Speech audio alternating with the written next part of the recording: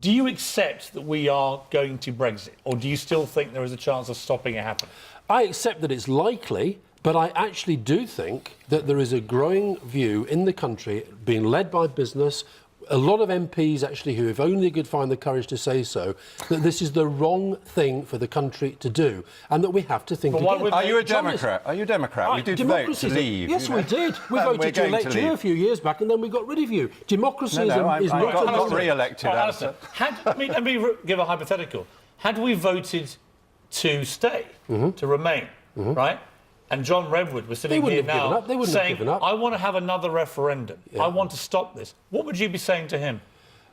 He would be saying that, by the way. Wait a minute. Again, Nigel Farage, if you remember... What would you be saying to him? I'd be saying he's entitled to argue his corner. No, you wouldn't. You'd be saying this was a democratic vote by the people of this country. You know you would. Why are you being so... Well, I was about to say, why are you being so disingenuous? You're Alastair Campbell. Piers, thank you very much indeed.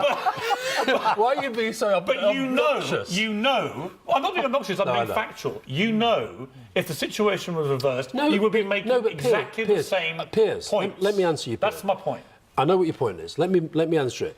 If John Redwood had lost the referendum, as Nigel Farage has made clear, they would have carried on campaigning. John Redwood and his I wouldn't have done that. Wait a minute, John. You've campaigned all your life for this. What I would have done. You've campaigned all your life for this. Yeah. I believe if you have a voice, as I do, if you have a platform, as I do, you're entitled to say what you think. I think this is a catastrophe for the country, and I have to fight it. Of course you do. That's fine, and everyone respects your right to and I respect the result, but it doesn't. It's not set in stone. But you don't respect the result. It's not set in stone. Because when I heard Tony Blair, for instance, recently, he is trying behind the scenes and, in fact, popping his head over the parapet a few times, trying very hard to stop this happening, to go against the democratic will of the people. I voted Remain. I don't really agree with what we're doing. However, I absolutely respect that the referendum was a resounding win for Brexit. One, it wasn't resounding. Two, it was resounding. At what cost? 17.5 million people. You keep saying, wait a minute, you keep saying, you lot keep saying it's the biggest ever democratic mandate. On that basis, Remain was the second biggest ever.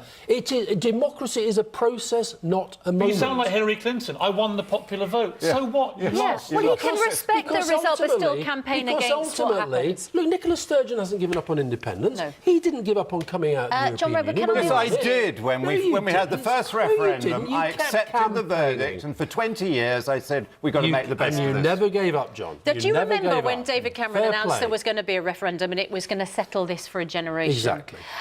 John Redwood, and it was going to be easy to make trade deals. Remember that? What is nothing is settled. John Redwood, what is the danger that we've raised this prospect that the EU will punish the UK for leaving, and that therefore a good trade deal is not going to be possible? I do wish you to stick to your views. I don't want them to punish us.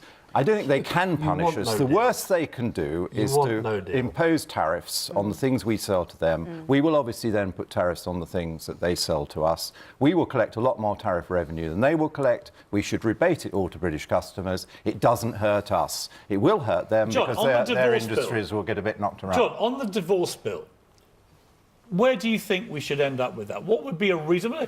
I think in any divorce, you've got to get your chequebook out, right? This is not a divorce, and there are no children, fortunately. It is a divorce. The answer is zero. No, hang on. It's one side walking away. There is a divorce, and actually there are 3 million children from the EU in this country who will be directly affected by this divorce, and there are over 1 million British people in the European Union who will be affected by it. There are a lot of children, in fact, real children, in those numbers, who will be directly impacted by the decisions taken by politicians as part of Brexit. So the analogy is completely correct, in fact. No, it's not. And there are 3 million people living in this country with their kids, asking themselves, what are we going to do? My point to you is, when I say divorce, you say whatever we do, right? We change our relationship with the EU because we're ceasing to be a member, but we want to be very friendly with a very positive partnership. And we should pay absolutely zero. Nothing. Wow. Incredible. Alastair? I mean, I'm sorry, they're delusional, these people. They're utterly delusional. This is the guy who tweeted the other day slagging off Philip Hammond because his economic forecasts weren't positive enough. Just to clarify, only one of you two, I believe, has gone in print saying you might be slightly mad. And it wasn't Redwood. I accept. I've been honest about did you that. Just to clarify that. Alistair, did you see the Treasury's forecast saying we're going to have a recession last winter, which they got wrong? They were too pessimistic. That was all I was saying. Do you think... There's not... Can I just answer... Yeah. What was your question again, Piers, before you went off down that... Well, the question was, how much should we pay as a divorce bill?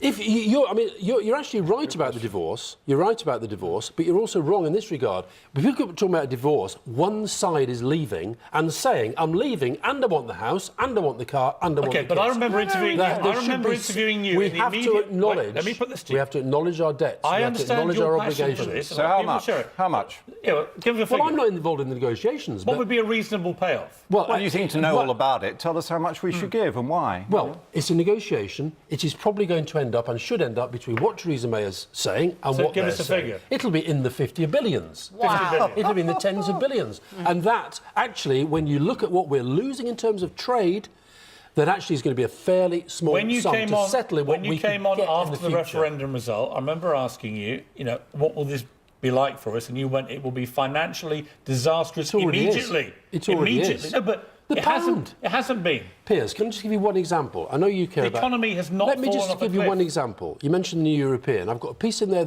last week about defence spending. Yeah. We are having to cancel defence orders because of what happened to the pound immediately after the referendum. But the pound has also been very good for many, high for these many people. businesses. The lower pound is good news. But the pound has gone up against the dollar and the yen in the last few months. Is that because of Brexit, Alistair, or not? Are you trying to tell me that there's been no economic impact of Brexit already? No, there hasn't been economic none impact. At all. So the people who went on holiday and found that they got less for their pound, that's had no impact. The pound was falling before the vote. It fell a bit more after the vote, and then it started to go up. They live in La La Land, these people. What about the value of the euro? Ideologically fixated. What about the value of the euro? What about it? That's been falling too. Yeah, but Piers, I'm not saying it's all down to Brexit. I'm saying Brexit is a factor. But you're blaming the falling pound on Brexit. Let me just say, I'm just sitting in your green room. Yeah. Just today, you've got the head of the Royal College of GPs saying that because of Brexit, they can't get enough doctors into the NHS. You've got the city saying city analysts saying they're relocating. You've got the Resolution Foundation saying £500. Most people in the city have not been relocating. That's the point. I'm telling you, an analysis in the papers today. We don't want to go and work in Frankfurt. Yeah. Deutsche Bank has just rented out a new 465,000 square foot building. How about that? Are you saying there has been no economic impact of Brexit? No, it hasn't happened yet. Have you not noticed? We're still in the EU. Anything that's happening economically at the moment is about being in the EU. I do agree. Cameron and Osborne, Project Fear, made a mistake. Project Fear on both sides. Project Fear versus Project Lies. It was a dreadful campaign. Final question. But what's happening now will make Project Fear look like a party. When I was editor of the Daily Mirror, we used to speak a lot, most days actually, to our mutual distaste. But I remember twice a week, Matt. I remember you pushing me very, very hard, and we went along with this to back Britain entering the euro, right? Yes. And the Mirror backed it wholeheartedly. And the reason you kept telling me was it will be, to quote you, it'll be a complete disaster financially for this country if we don't, Piers. You've got to do this. You've got to show your national duty. And guess what? We didn't enter the euro. It turned out to be the best thing this country ever did. Was not doing. You should thank me for that one, Alistair. So why should we trust you now? He insists on fighting old battles. Piers, may I say? First of all, I have. Do you dispute that conversation? I do dispute it, and my diaries are more accurate than yours. Absolutely. Because you admitted they were read after the fact. Let me say also. They haven't sold as many. You can answer whatever you like. This question. Piers, may I answer the question? Did you tell me that or not? I presented loyally the position of the then Prime Minister Tony Blair. Was I ever personally that much in favour of the euro? Here's my point. That is a red herring. Here's my point. Are we better off in or out of the European Union? We're better off in. I remember apocalyptic... Is this a disaster? I remember... Yes, it is. The last time I remember this kind of debate over Europe was about the euro. Exactly. I remember apocalyptic warnings if we didn't enter it, and they were driven by you. No deal. And you're now making the same warnings about Europe. No I simply say I'm not the Royal I have College a long of GPs. memory. I'm not the Royal College of GPs. I'm not these airlines saying they're not going to be able to fly planes the day after his cliff edge. The planes will fly. There is no cliff edge. Are you going to fly them? You're a pilot as well. No, I'm not a pilot. Don't be stupid. Remember, we record all these things for posterity. John Redwood, Alastair Campbell, thanks very much indeed. We should leave it on I'm not a pilot, says John Redwood.